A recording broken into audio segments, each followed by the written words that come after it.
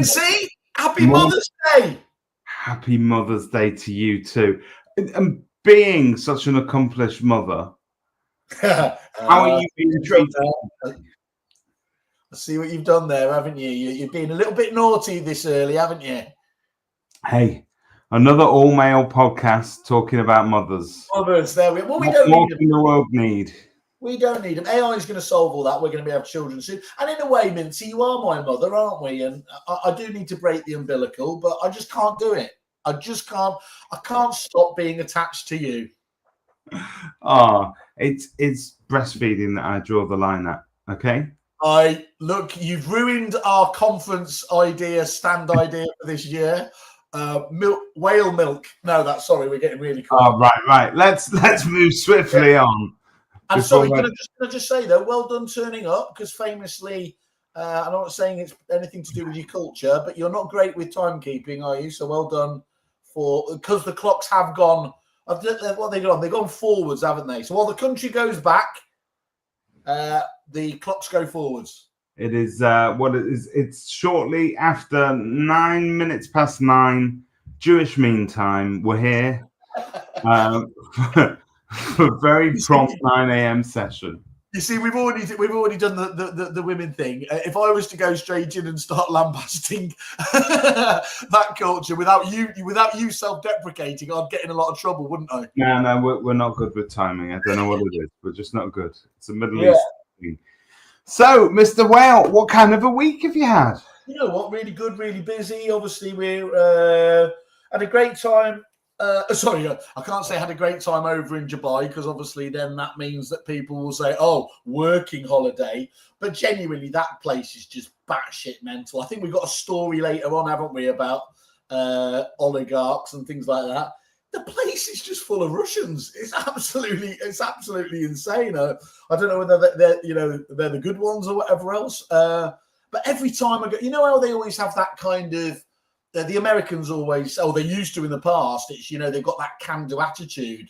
And although the Arabs don't drink, it does feel like Dubai just says, hold my pint. And you go back there every single time, and it's just insanity. And seeing some of the businesses over there, the agency business is run by Brits.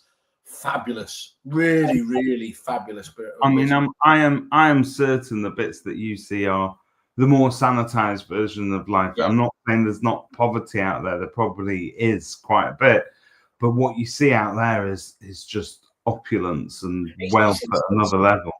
You know, that's quite an interesting point there, actually. So, there is always that hard thing is, you don't, was it the old American, don't ask, don't tell? It's like, that there's a veneer, don't you, and everything else there. But obviously on the face of it, it is wonderfully safe, the stuff there. I mean, you know how we like to bounce from property to jokes to... Yeah, I'll tell you what was really interesting there. So, I obviously grew up in that neck of the woods, and... obviously, they've always, in all of those countries, they've always looked after the locals, or in Dubai, the Emiratis, and essentially they've not had to do anything. That's actually switching round over there, and they've got, I think it's only about 5% of the country are the locals, the Emirati, and they've largely realised that they've got to get those guys into work, doing stuff, being productive, obviously, as the oil eventually. So there is a policy now over there where I think it's 1 in every 10 people that people recruit has to be one of the locals, one of the Emiratis, which opens up some quite interesting kind of dynamics. Very interesting. But you've got this massive Russian dynamic in terms of that wealth. And you've got local wealth as well. Yeah. But in terms of doing business out there, you've met with a lot of, I think, English companies that are getting stuck in. Shine us a bit of a spotlight on that. Well, let's go straight through the main one, obviously. So, obviously, the tax regime is, they have introduced corporation tax. Again, this move towards at least kind of, being a normal country, but let's just go back to the bare basics. What do you reckon their average fee is over there? Oh, in terms of selling properties. Yeah. Can I ask you first, do they charge both on buyer and seller, or is it just on one side? And obviously I didn't really understand any of that, because I famously never do. It's both sides, yeah. So both sides So it's. Do you want to have a guess or? I'm gonna guess it's got to be 2.7%.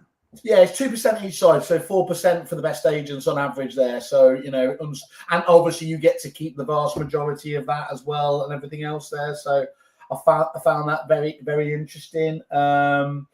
There's 30,000 brokers over there, which I found. I think that's actually individuals rather than brokerages. Yeah, it's definitely that much, which is fascinating. They're starting to implement. It's always been a little bit of a grey area compliance over there, but they are starting to step up to the plate and everything else. So look, I haven't been there, as you know, for a few years, and the rate of change of all elements of it, both the city and what's going on in the state agency, was fascinating. What I thought was really interesting, there's quite a few of the agents over there that are almost going down what I would term that Foxton style approach. So many, looking at and indeed Romans or something like that, departments supporting departments, so whether that's planning, mortgages, conveyancing, all wrapped up under the kind of under one roof, and just doing it fantastically well. What's fascinating as well is they've all kind of started getting into. I haven't actually seen the shows myself, but they were all talking about it.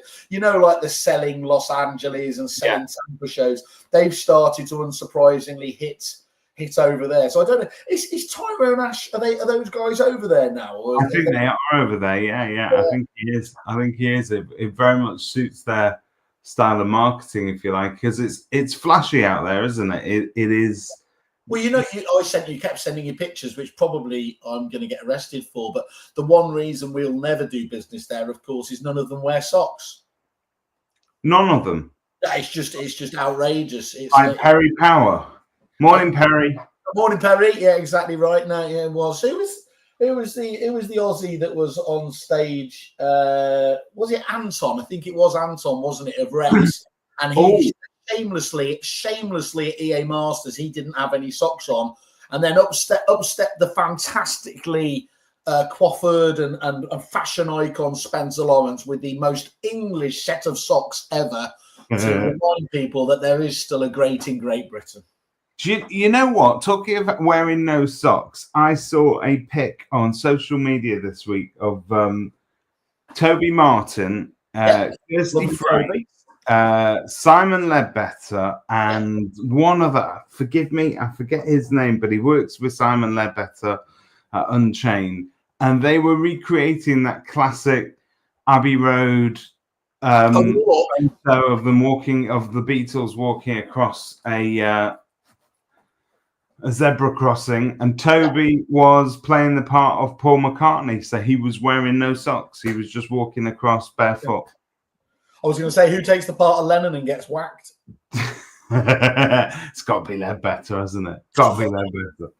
Well, that's the gluten intolerance. If you never go to lunch with Simon, it takes 2.5 hours to order your dishes.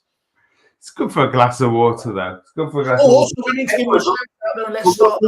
So the Voice of the Agent survey is going out again this week. I think it's finishing this week, I think, isn't it? So yes, I think this is the final chance to have your say on part 2 of the survey. So this year they've divided it up, haven't they, into different. And why is it important for people who aren't aware of it, Mincy? I mean, we're obviously because I don't think there's enough. So in general, there are surveys that take place during the year. Obviously, EA Masters has one that they put out, the Property Academy, what they call their home move trend survey, and stuff like that, which is great and it's interesting. But there's a sense that the Voice of the Agent allows a real kind of two-sided stakeholder approach to it. So you've got customers feeding into it, but you've also got the estate agents themselves, and you've got suppliers. So the data that they gather and the stats that they gather, and they're quite happy to share this information with everyone, is really going to be used to make decisions going forward, because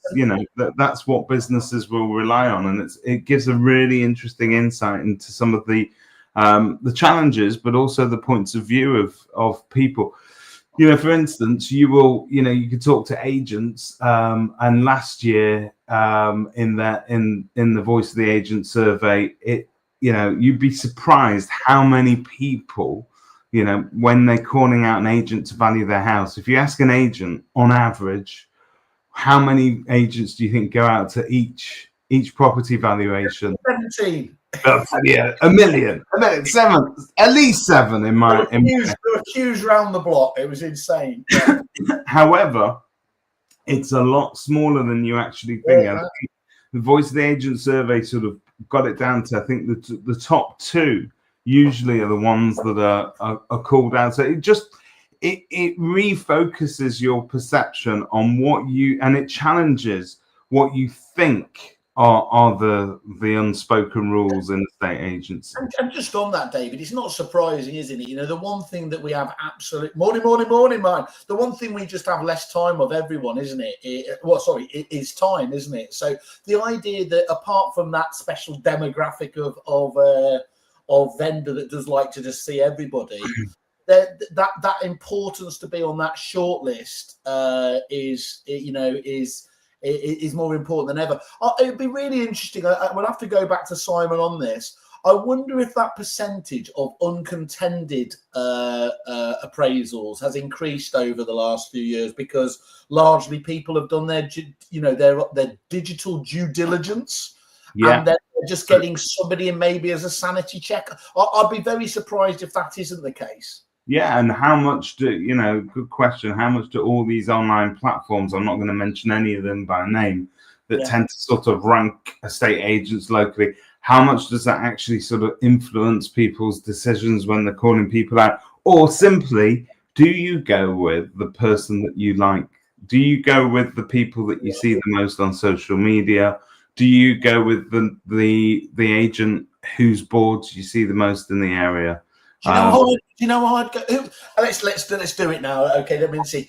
Out of personalities here, let's throw out each week. Let's throw who we would do business with. I'm going to go on personality. The wonderful Katie Poor, because she's fantastic. And now, can we say a massive congratulations to Katie Poor, because she has she's capped this week. I don't know if you know that. Is that like the tripods where they used to? So as I understand it, you get to a certain amount of, so if you've done a significant amount of transactions with EXP, you get to a certain level where they stop taking 30% of your fee, and they just charge you 250 quid, which is a lot lower. Yeah. But basically you need to get to a certain volume, and she's managed to do that in about 7 weeks, I think. Yeah, amazing. Well, she's one of the, we always talk about that Pareto 20%, isn't it? And it'd be interesting to find out from Adam Day, what is the percentage of the agents there, that are largely doing the big numbers and everything else. And Katie's obviously going to be one of those. We should get her on, actually. Yeah, let's put a shout. Well, we should also mention that in terms of doing large numbers, agents, I mean, I don't know if you went on social media on Friday, but agents up and down the country were reporting, just record-breaking simultaneous exchange and completions on Friday, because obviously people were trying to get it through before the end of the stamp duty deadline, and that has been a massive boom for some agents. In fact, I saw Normie posting that they had 21 completions on Friday. Wow. And I cried tears of not necessarily joy, just that I don't have any more shares in that business anymore. Don't worry, stick with us for the long term. And speaking of there we are. It's our very own Stuart Feldman. How are you, Stuart? Good stuff. Great to see you on here. It's. Do you think? Talk to me from an agent's perspective? What happens post stamp duty? Do you just collapse like me on a Friday after having a hard working week?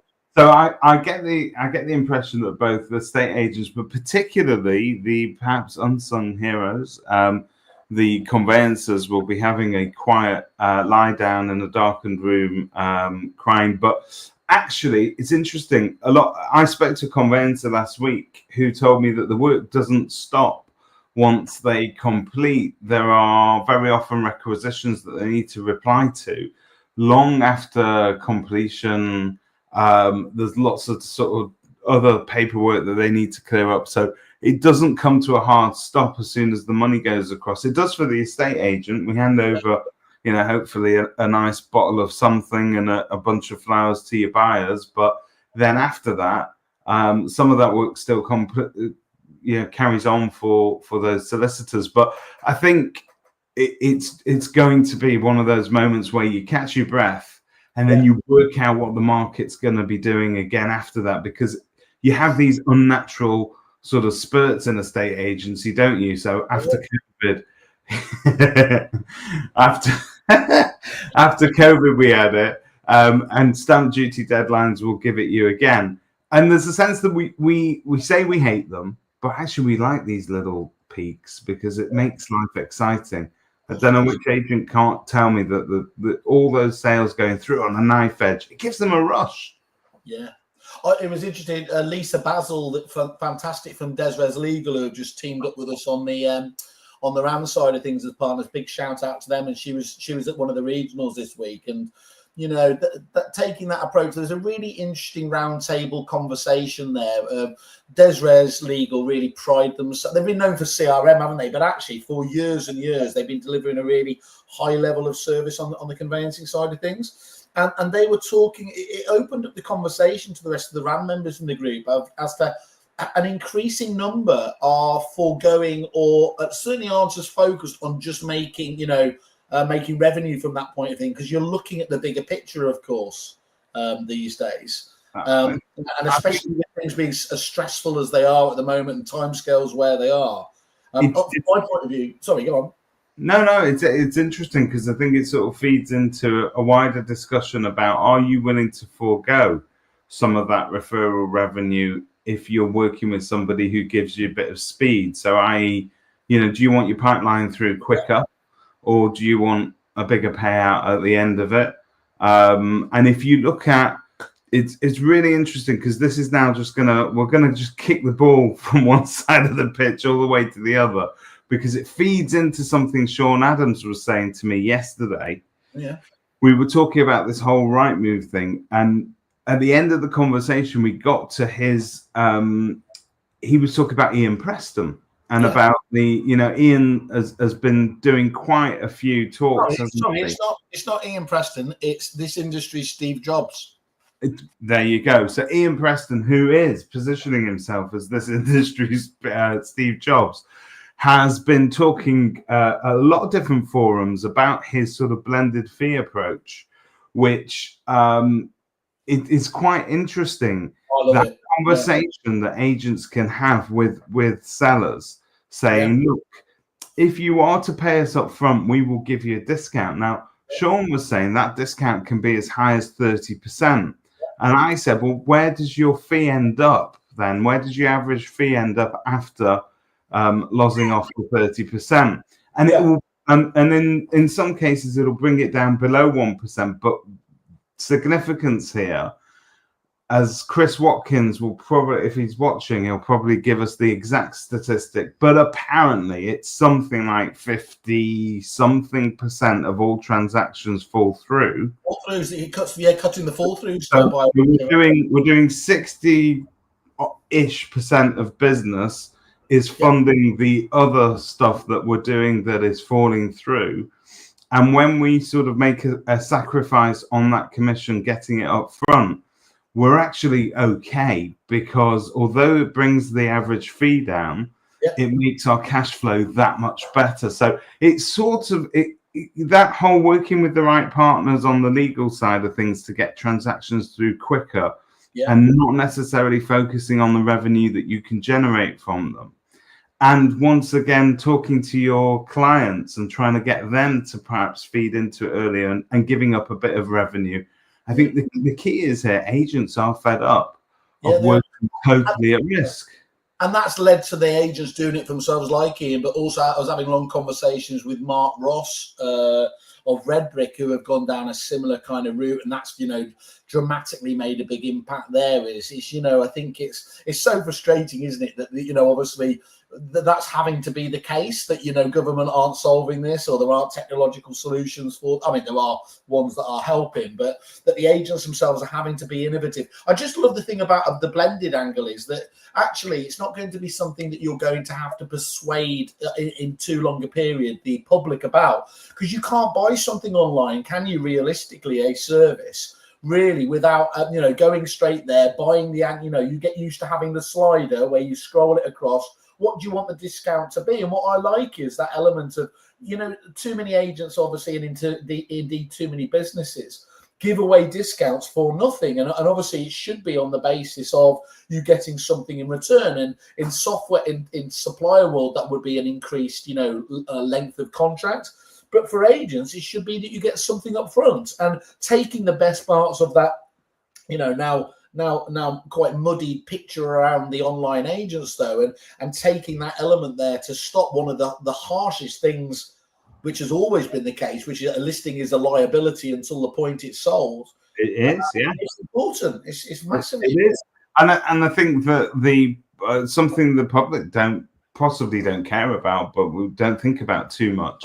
But the actual cost of delivering our services to the public as estate agents has increased massively over the years. So if you we were sort of reminiscing. Sean started out in a estate agency in 1991, and I first walked into an estate agency in 1996.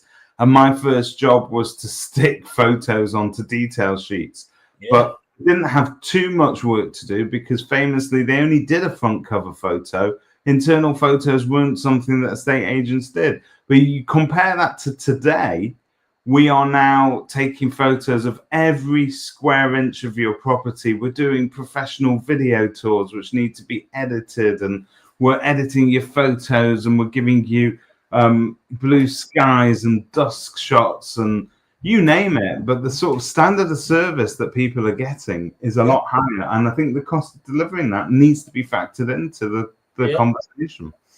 Absolutely spot on. Yeah, absolutely spot on. So what else you seen in the news that's caught your interest? So well, that was the one story, actually. That's why I was talking to Sean. It intrigued me. I listen to other podcasts very rarely. You know that. Very seldomly. Just listen back to our own and just sit there and say, God. I listen to you. Sometimes I shout at you on the radio. I like it. But I was listening to do they call it the World Class Agency Podcast? Yeah. The one that's not as good now that Sam Hunter's no longer with it. But that one. No. Hi, Sam. We miss you. Come back. So, no, it's presented by Ian Macbeth of Avocado and the other fella, whose name now completely escapes me, but has a very successful business in Preston, I think.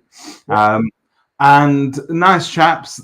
They have a variety of different guests out there. Mark is his name. Mark Worrell, isn't it? And they had Sean Adams on there talking about his sort of fight against Rightmove, and he's struggling to sort of take that fight to them and get a cogent response from them.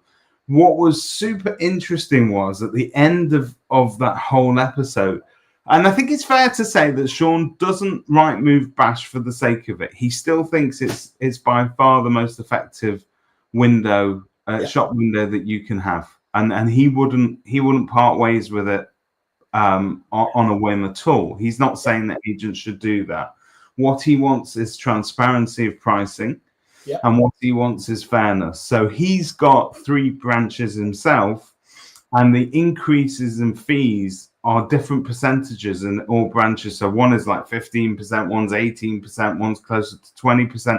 Substantial percentage increases, but there seems to be no parity between them whatsoever. So Sean has been asking some questions. The other questions that Sean asks is that he knows that certain networks, and he takes it for granted that bigger corporate agencies with more branches and more world, isn't it? That element of it. That's it.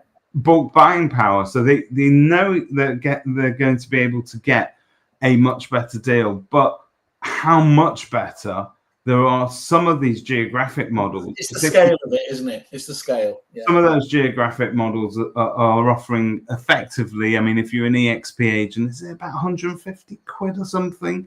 It works out, but it's a very low, I think it's a very low fee compared to what it might be if you opened your own branch locally. And so Sean has been talking about that. But towards the end of that podcast, they start to kick around the question of whether or not Rightmove or suppliers in general have been almost colluding with the upper echelons of the establishment of agency over the years, in as much as they sponsor a lot of conferences, they sponsor a lot of events, and then can industry bodies consider themselves to be really fighting the agent's corner whilst still taking Rightmove's dime? And it's an interesting question as to whether or not suppliers need to have that level of responsibility. I mean, where do you stand on that? What the responsibility? Yeah, at the end of the day, they're a business. We're in, and me as a chippy champagne socialist or limoncello liberal, you can bemoan the fact we are in there, isn't it? But your first duty is obviously to your shareholders, but that shouldn't mean that you're totally divorced from an obligation to do the right thing, should it? I mean, it's just the obvious one to me. I mean, my frustration is, and they must get really, really bored, but of course it's always contentious, is that we're going on about this. I genuinely just don't think it's that necessary. I think if they just, it would be a better long-term business if there wasn't quite that laser focus on, obviously, on those double-digit growth, and they delivered it in different ways. But we're not going to solve that. Sean reckons, and I'm going to have to keep using the word allegedly. Because that's also the other wider debate. At the end of that podcast, they start to lay into the likes of Property Mark and the Guild. Yeah, I think Ran may have got a mention somewhere in there. But didn't we share his survey? But what's no? I think no. Sean hasn't got anything against that. In fact, Sean reports that he had a really positive meeting with Nathan Emerson in. He was shouting about it on socials, wasn't he? Yeah, Nathan's Westminster headquarters, they called the Sanctuary. Have you been invited to the Sanctuary? Yeah, I started burning as I stood over. Like vampires never invite me in, so I've got the place bugged now, left, right, and centre. It's like Mrs. Thatcher's bedroom in there. Anyway, so Sean was talking about that, but I think the presenters. And Sean said, look, Property Mark have said that they do have Rightmove as principal sponsors for some of their events. It helps to fund, it helps to bring down ticket costs. It helps to enable agents to get to these conferences. It does all sorts of things like that. And whereas they are quite mindful that things have to be fair, and they talk about their company advantage thing that they're launching as well in terms of, again, group buying discounts and things like that. So but they're doing a really good deal now, aren't they? There's a really good tie-up with the. It is interesting, into this whole area. One of the things that I said, obviously, when we do the RAN regionals, we have suppliers there, we have our supplier partners there. One of the things, and let's be really transparent, a lot of the agents are moaning the fact that the increasing costs are down to the likes of Rightmove doing double-digit price increases and everything else. So they're talking about, they want us, on the one hand, the likes of us and the Guild, to be delivering, and Property Mark delivering savings and everything else. But then they roll their eyes, obviously, when there is that corporate involvement and, at conferences and everything else. There has to be a balancing act, doesn't it? Because you can't have one without the other. You can't have your cake and eat it without having that there. I think it's just a case of how you what level you go to, don't you, with it? I think we strike a good balance on that side of things. But I think when you've got all your members in the room, as you'll know, at RAN, it's easy to sort of then use that collective think and that kind of group think there, and you're all on the same page. But I think as an industry, we are tremendously fragmented. We're not as together as a lot of these conferences might think, because we've got this new wave, haven't we? There's no network cartel, much as I've been trying to set it up there. And let's give a shout out. There's another story there later on about the Guild delivering AML, I think updates and information and webinars over the course of the month. I was with Graham Locke from Fear there the other days. I have, people on the Facebook would say they were competitor networks, but first of all, we have a large percentage of our network who are members of those other ones because they do deliver slightly different things. And I said, is the bigger threat in terms of competitor isn't whether they choose to be a member of another network or whatever else there. It's actually the ones that don't feel they need that support or that extra advice that is the major issue, and that is. As with all things, again, and that tends to. It seems like it's the majority don't tend to give the old proverbial flying F. But you know what? When you think about networks such as Property Mart, I'd much rather have them working on legislation, working on speaking to government than negotiating my prices for me. Yeah, and I think that's what most agents expect. That when we talk about networks or professional bodies looking out for the interests of agents, the interests of agents, believe it or not, don't just boil down to what our X's are in terms of what we're paying out every month.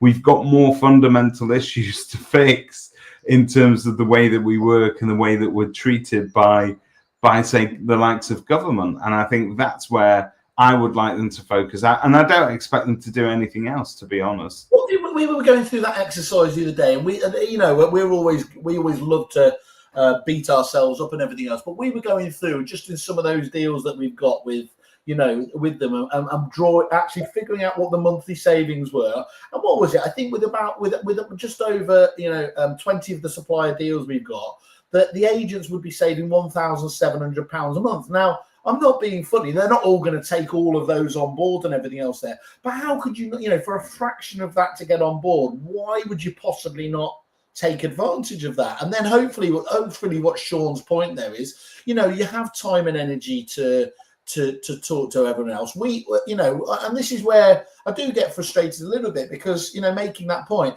I know that every one of those companies, whether it's Property Mark or Fear or Guild, we've tried to have conversations with the very biggest suppliers and things there. If it hasn't happened, that isn't for a willingness and a want to make that happen. So I think that's. But here's the thing: is in the same way that Property Mark sometimes get lambasted for. They're not doing that much. If they were to come out and just, and start slagging off, government and everything else, they'd never get past the front door. Similarly, if we were to do that and come out and I think we take a balance point and we were to slag off the suppliers that, weren't doing a deal with us or whatever else there, well, you're never going to get anywhere further forwards, isn't it? So that's the reality of negotiations, isn't it? It's really interesting because Sean uses the analogy of fattening the cow, that he thinks that because Rightmove have been in talks with Rupert Murdoch's lot in terms of buying them out, etc., that there's a sense that this ratcheting up of the prices is them fattening that cow, making it more attractive, because obviously they're not allowed to keep coming back making bids because it fluctuates the share prices. So the next time they come back, it's got to be substantial. So therefore, maybe Rightmove are preparing for that, but using the same. But bollocks, though, isn't it, David? I mean, that's if this was a price increase in the face of they'd never done it before, you could argue that. The only indication of future behaviour is past behaviour, right? We know that they've been doing it forever, but no. I think the point is, using the same analogies of fattening up that proverbial cow, let's talk about the goose that laid the golden egg. You're going to kill that goose at some point if it gets too high. No. So, and what we don't hear is stories of agencies having to close. I mean, there are a few here and there, but there are not, newspapers aren't swamped with stories of agents going, cannot continue to keep going now. Rightmove costs are just too high. I'm leaving the industry. Yes, it makes it harder for smaller agents. Yep. It does. But it's accepted that is where the public still go to find their houses. It's kind of enforced Darwinism there, though, isn't it? Is, in the way that, definitely a couple of the agents across the network over the last, it has entered into their decision making, whether to close down an office or whatever else. And let's be honest, you're not going to just do it because of, some supplier costs there, but it is a factor in terms of everything else. So I don't know. It's just, I don't know. Is that overplayed? I'm not sure really. Let's have a look at. Look, ultimately, best of luck to Sean. We don't agree politically. I think he knows that, and he knows getting a consensus together is difficult. Famously, he voted for the other 51%. But he doesn't make good choices, does he? That's it. But I think it is a very interesting discussion, and I am quite proud of him for keeping going because can I just finish off? I think that one, that point about obviously volume gets discount, and the agents obviously have an issue potentially with the amount of discount. But you can argue it'd be fascinating to know in other B2B industries what those, what the likes of a Connells gets in a, veterinary or whatever it is, a small, relatively small B2B industry. But I think the angle around the transparency and the complexity, I think they aren't alone here in that a lot of the suppliers, who have gone with that very traditional, and it worked for a long period of time, the office-based charging model, are now struggling to adapt to that. They've come up with this geolocation style charging and everything else, because things like EXP and this is like this, the hybrid personal agents now have upset the apple cart. So you've seen people like Street, for example, that didn't go down the traditional model of office and user-based charging, and they've gone for a listing element there. Other suppliers that come to the format do it purely on transactional. For prospecting, they will do it just on the amount of letters that are sent and everything else there, all around users. So the challenge you've got is where established businesses who have got, let's say 90% of their revenue coming from that office-based model, then say, well, what the bloody hell do we do there? So they come up with these really, really complex models that I genuinely don't think half of the sales teams genuinely understand themselves. But be careful what you wish for as well, because if you want transparency of pricing, so if we accept that larger corporates are going to get a deal, but you want transparency in pricing amongst independents, i.e., what I'm being charged should reflect what you, Simon, down the road are being charged, and we should all be on the same rate. Turn around to your landlords and vendors, and why don't you tell them what they're being charged? Because I tell you something, if you look through managed agency fees in terms of what they're being charged management-wise, just depending on how long you've had those, how difficult the landlord is, how long they've been on your books, there isn't uniformity in fee charge. There's massive variation. Massive. So that is a case of look in the mirror, isn't it? It is. Is Mother's Day a religious? No, it isn't. I was going to say judge others like you should be judged yourself, if that isn't mangling whatever. Happy Mother's Day. Right. So speaking of a mother, I'm not letting this go.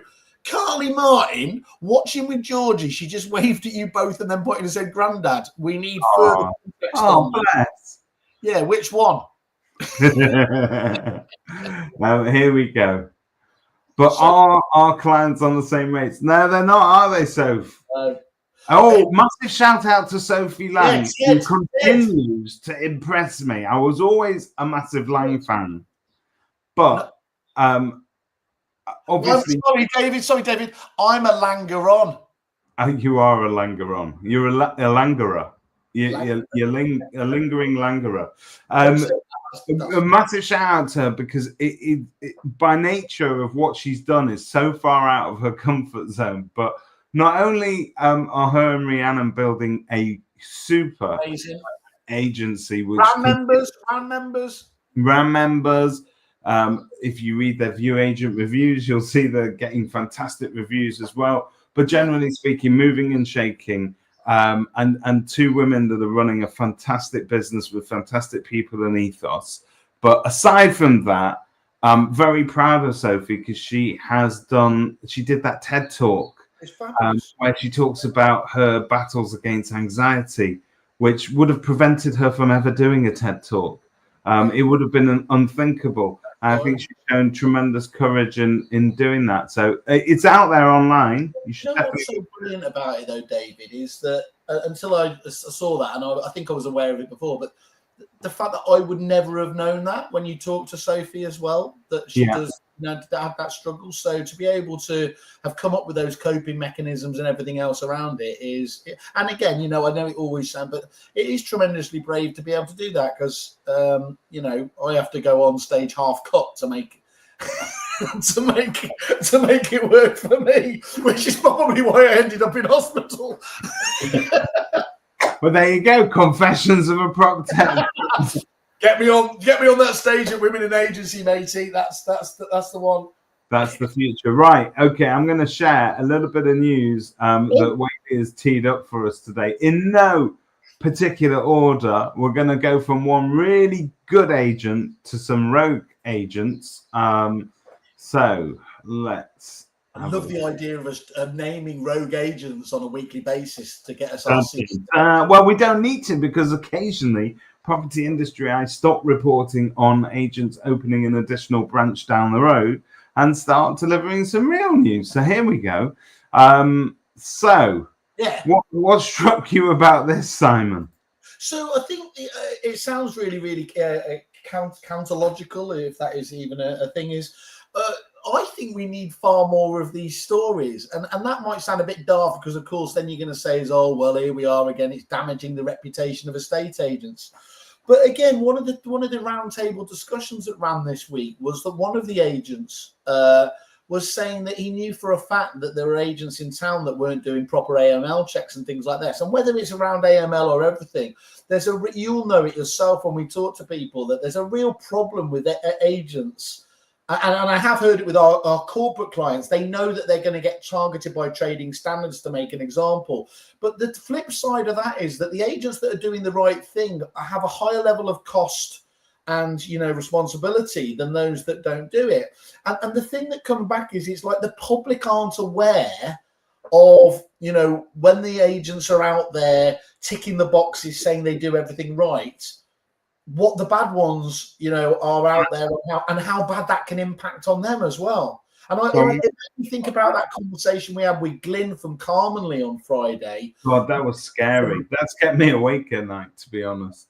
Yeah, so we were talking about the upcoming off-sea regulations in terms of having to now AML check both landlords and tenants, but also being sure of the provenance of funds. So you've got an ongoing obligation to monitor where the funds are coming from on a monthly basis. So if I stepped in as your chubby lover and said, right, I'm going to pay your rent for you, Whaley, and I was on a sanctions list, well, the agent themselves, by taking that rent and not reporting it, the fines are just staggering, and I feel almost unfairly disproportionate for people who are just trying to run businesses.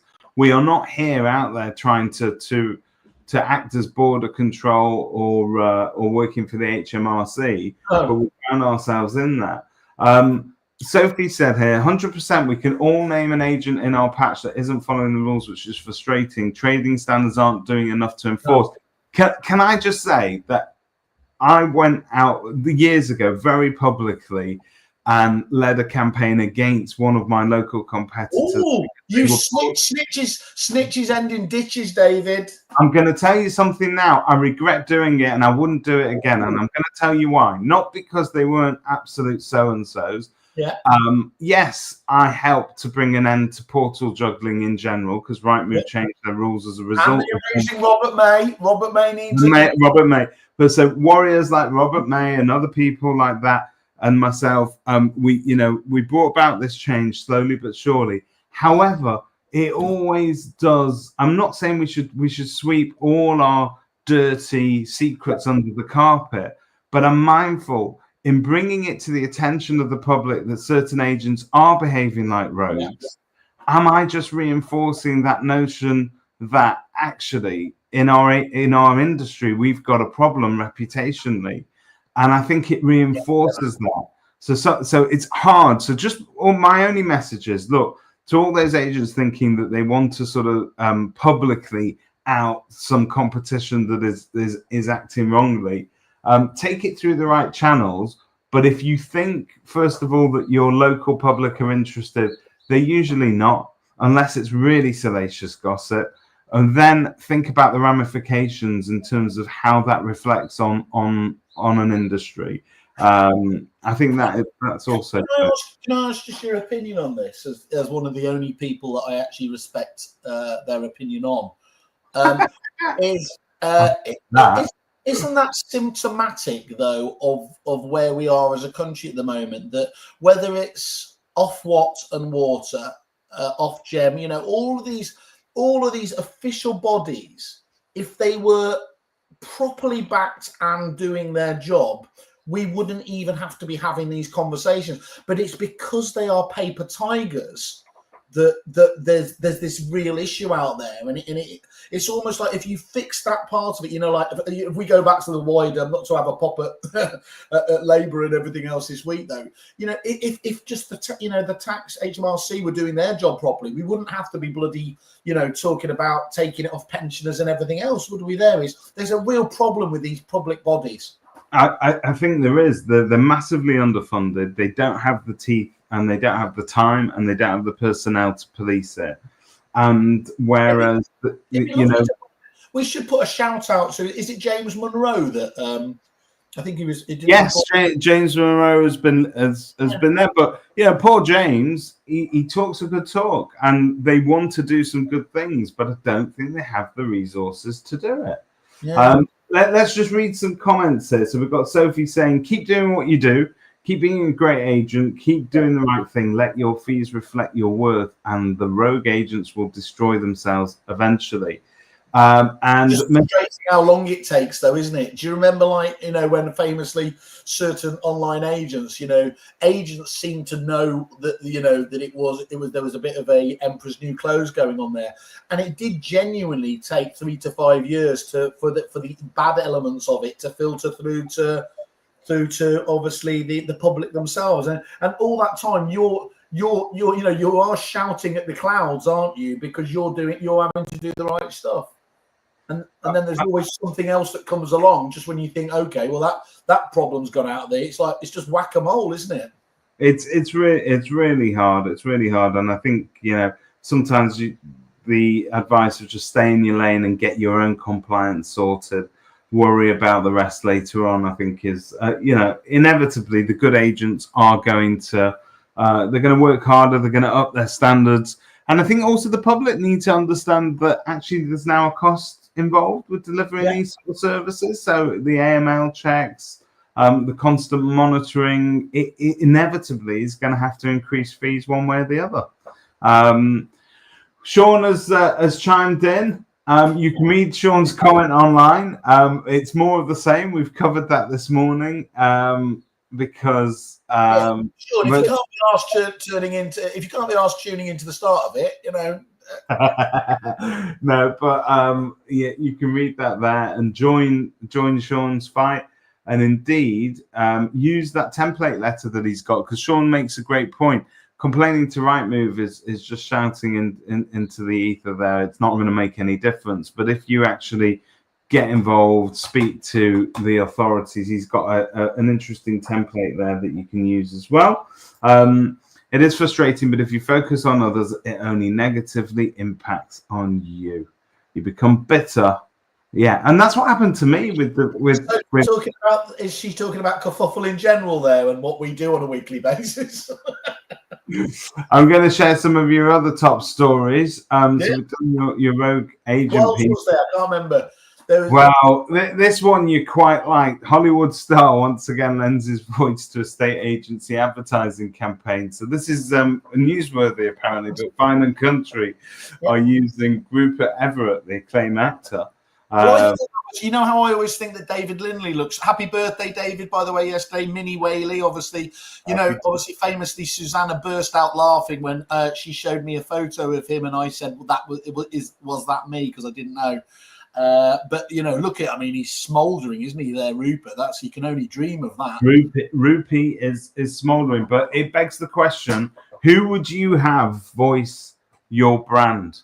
Who would be the celebrity voice of your brand? And you can't have Ronnie Corbett. No, I mean, I suppose now would we have the one surviving Chuckle brother doing Kerfuffle? I'm just not sure one surviving Chuckle brother is what the world really wants or needs right now. Like, they come as a pair. It's half price. We have some more stories as well. Let's have a look at what else you've got there on your list.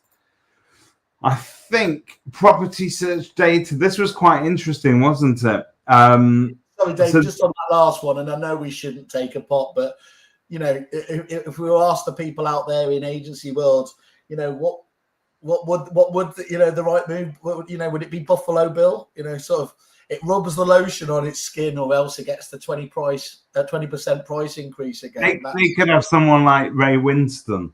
Do you want to get involved? Pay up, lads. You know what's going to happen to your agency if you don't. I think we should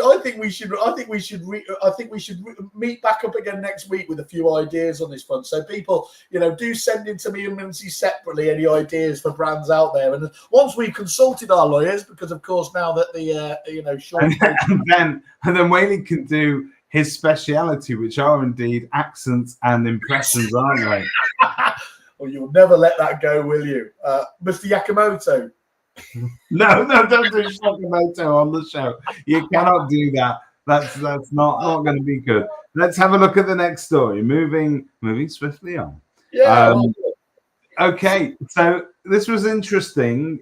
Story from across the water. Well, from Rex, really.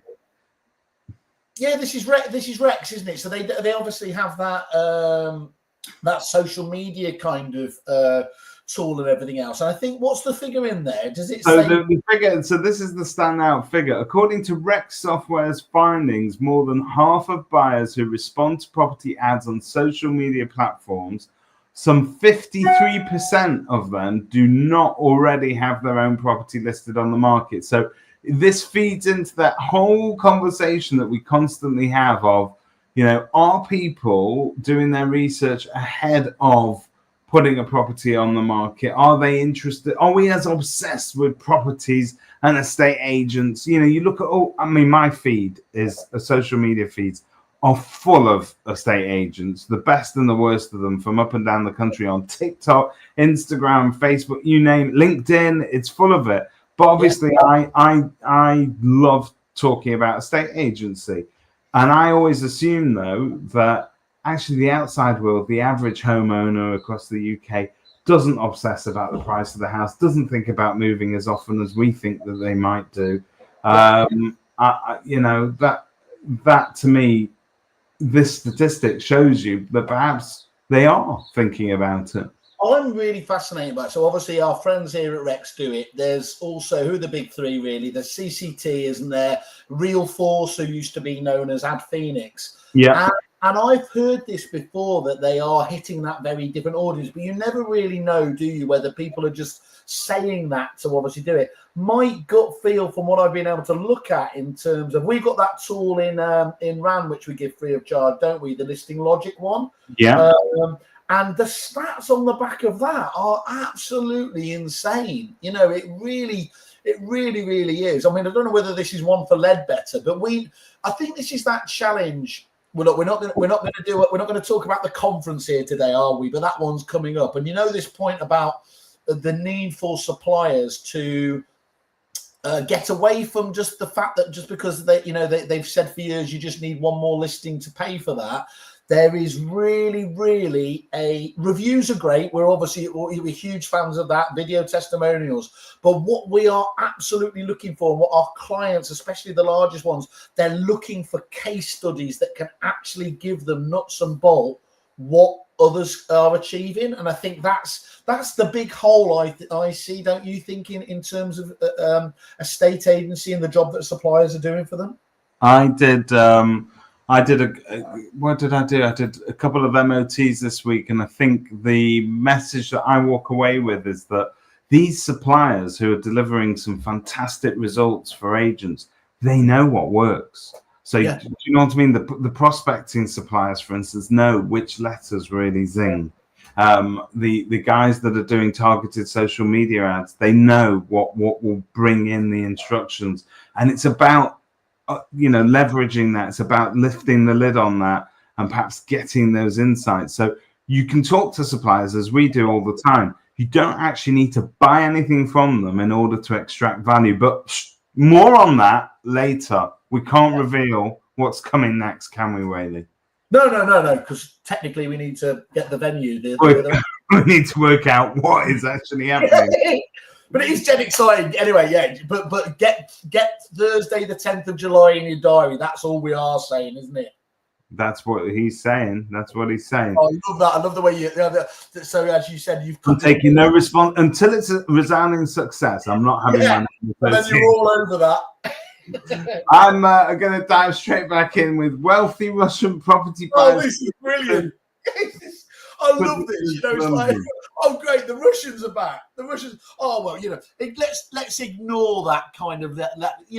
Ukraine. Oh, I think it's still going over there. But because Trump says it's okay, let's let them invest. Oh, it's disgusting. It is disgusting, but it's but also I think it's a London-centric problem. I have not had. I mean, when we were talking to Glyn on Friday. We talk about these off-sea regulations and people on sanctions lists. I don't think I've had a single Russian person that I've dealt with in 27 years of a state agency this side of town, because we're not as attractive, are we? As where are the places they like to visit? Is it London and Salisbury Cathedral and things like that they like to go to? When they're just sightseeing. I bet if we looked at your database, there's like 2,000 eagles in there, and you're just listen, I've got nothing. My family once upon a time came from that part of the world, and I've got nothing against them. Interestingly, as you know, because I'm part of your clan, we came from Eastern Europe as well, I think. There you go. There you go. The Borscht Belt. Here we go. Right. Sharing another little bit of news. Your pals at LSL. Wow. I mean, this is lovely again in terms of, obviously, just in terms of financials, blowing it out the park there. Obviously, as we consult for them, it's really just a question of, what percentage is down to us. So the big shout out to them. Obviously, I think what's really interesting is they're doing some really, really interesting stuff for the franchisees. I was doing a couple of one of our supplier MOTs for the startups there, and again, let's look at it from the flip side. The deals that they're able to get, by becoming a franchisee with those ones there, it's very compelling. And I remember having this conversation with you. You were espousing, obviously, if you divorce yourself from everything else, when you look at that EXP proposition, if you were a startup tomorrow, isn't it? It is one. David, if you were setting up tomorrow, would you set up as an independent, or would you go down? Cracking question. I was asking, when I got frustrated after our meeting the other day, I thought, should I set up as an independent, or should I go with EXP? And what's really interesting is I think the economy of it will sway you. So I think it's a lot cheaper to get going as an EXP agent. That when you start out as an agent and you've got no listings, you're running at risk then, aren't you? And joining somebody like EXP who will let you grow, as Katie Poor has, allows you to take that leap. But there's not just EXP. I mean, you've got your mate Chris Buckler. Shout out to him and the agency. Obviously, they got together there, didn't they? Some exciting stuff going on there. You've got lots of that. I think the wider question is the future of a state agency actually bigger brands offering an umbrella to independent agents in the same way that brokerages do in the States. So you have or in Australia, I dare say. It's always been much more, prevalent, hasn't it? Franchising or co-branding, whatever else you want to do in America and Australia. And really, we're just catching up, aren't we? I'd love the idea of sort of going into one office with a brand and then being sat next to my competitors who we're sharing sort of listings and information, and because you've got all these different brokers all working away there. That's exciting. I think the amount of work and the amount of success and progress that you can make as a single agent with no staff and no backup is a lot more than it used to be because of the tech. Yeah. So if you've got a good tech stack and you've got support, then I think honestly that's the way forward. So do you know what? And let's give them a shout out that on the Rightmove side of things, there's a little known thing, isn't it? For new startups, they do a really good series of savings packages with suppliers that they're working for again there. And you need, so if you are starting out, clearly everyone has that conversation. I don't think they shout about that enough in terms of, to get that. Now, clearly they're taking a longer term view there, obviously, aren't they? That if you get them on board with Rightmove and everything else, but, you've got to shout it out where it's successful. Look, again, much as I was almost about to break my NDA, there's another independent agent starting up yesterday. And when we took them through that, 1,700 quid's worth of savings that potentially got, it's like, how can you not take advantage of that at a time when cash flow is king, isn't it?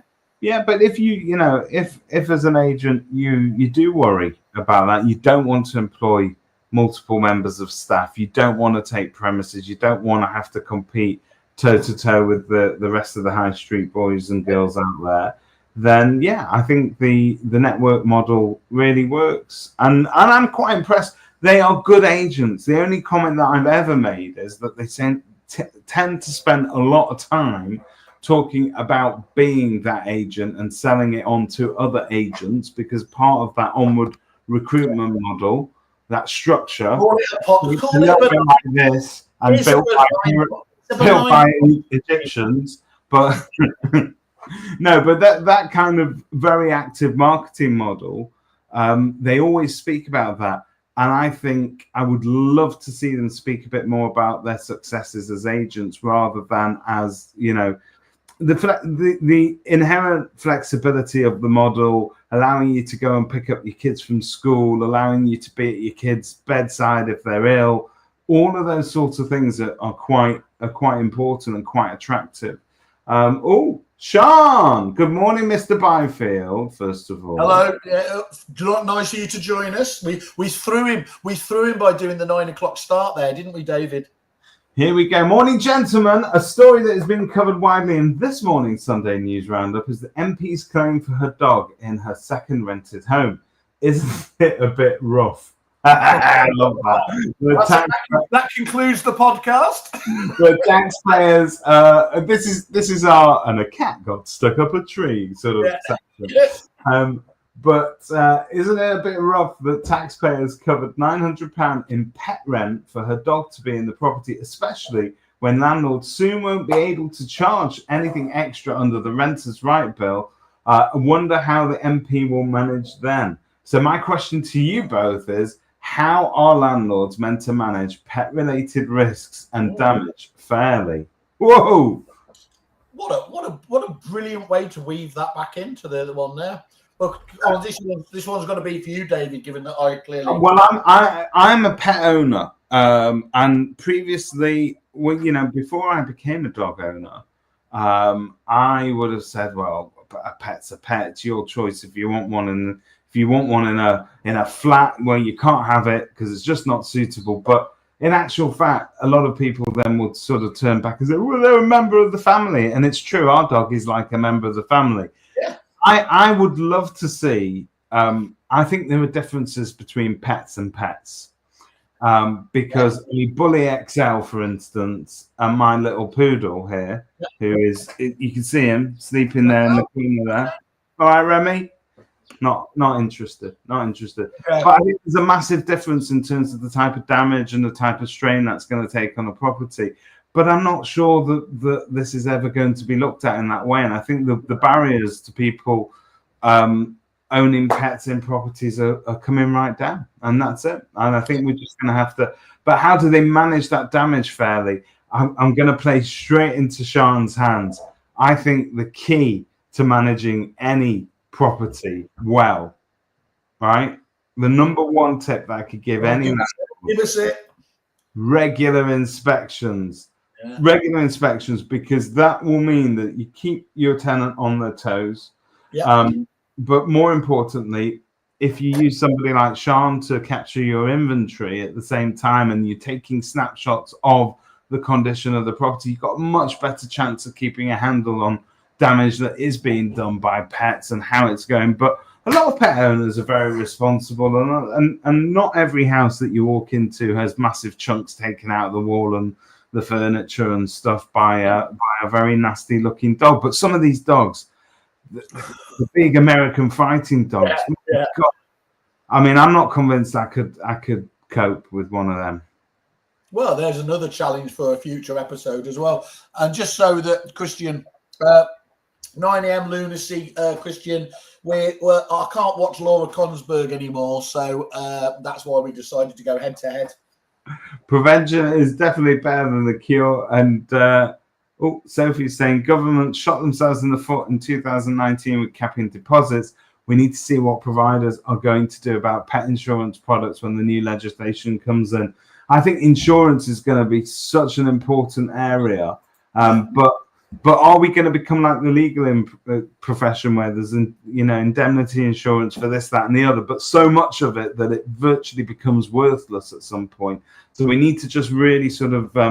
I think that if people can keep pushing, even when this legislation is brought in, we need to keep pushing. We can't just accept it and then let the fight die. We need to keep pushing for amendments if it doesn't work in reality. Get off your soapbox, you. Look, leave. I'm trying to say the right things. In reality.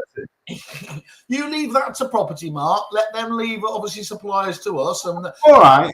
We don't go to war. See how you feel when somebody tries to move in with a Shire horse into your 2-bed terrace property, Mr. Whale. A Shire horse. Well, that's back to my. Where do you draw the line on pets? Yeah. Is there a difference between a cute little doggy and a crocodile? And a Komodo dragon? Here we go. Under new regs, though, if tenants denies you access, you can't inspect. In that case, we assume something bad is happening and Section 21 them, but we won't be able to do that. Something to be mindful of. I think we're going to develop an X-ray product so you can sit outside in your car and see what's going on in the house. Right. We've got to let people get back to their mothers today, and obviously shout out to all the other thing is terrible time. Obviously, it's always terrible time for those people. Obviously, have lost their mums and everything else because it's that is true. And in fact, today, I think is the anniversary of my grandmother, who was like a mum to us all. There you go. No longer with us, 11 years. And technically, you wouldn't be here without her. Oh, she'd have loved you. She would have loved you. She would have, yeah. Can I give shout outs just in terms of things in the diary? Yeah. So I think obviously, did you see Property Academy launching a series of millionaire estate agent roadshows? So this is, I think, catching up with Peter and Danny, the ability to obviously hit that magic million mark for offices. So they're starting from June in Newcastle, and then go through to Ollerton and Warwickshire and Berkshire. So some really interesting ones there. Get in touch with the normal crew. And then obviously just from the agents giving side of things as well, they've got some absolutely fab events. I was on the agents giving board meeting call. I think we're going to do a call actually with David and Yvonne. There's the golf day at Donington Golf Club, which is next month. I think is on the, when is it? It's the 28th, I think. The 30th of April, Donington Valley. Get in contact on a supplier side or agents there. That is absolutely fantastic. Always a good day out, isn't it? For a good and then call. Agents giving ball on the 11th of July as well. Of July, so it means you can go straight from the perhaps a very secret conference on the 10th of July straight on to the 11th. It's a blog off deal. It's going to be. Before we let you go, give me 2 suppliers that you've spoken to this week that you think should be on people's radar. Yeah, I mentioned Desmond Legal Dinner earlier in terms of there. I think Movely's a really interesting one. You had a really interesting. We'll have to post the link. You did that interview. I really enjoyed speaking to Gemma. I think she was very, very impressive, but also I think I think any tool that allows you to professionally onboard people, get information easier and quicker, get them sale ready quicker, I think it just adds to the whole thing. So look out for solutions like Movable.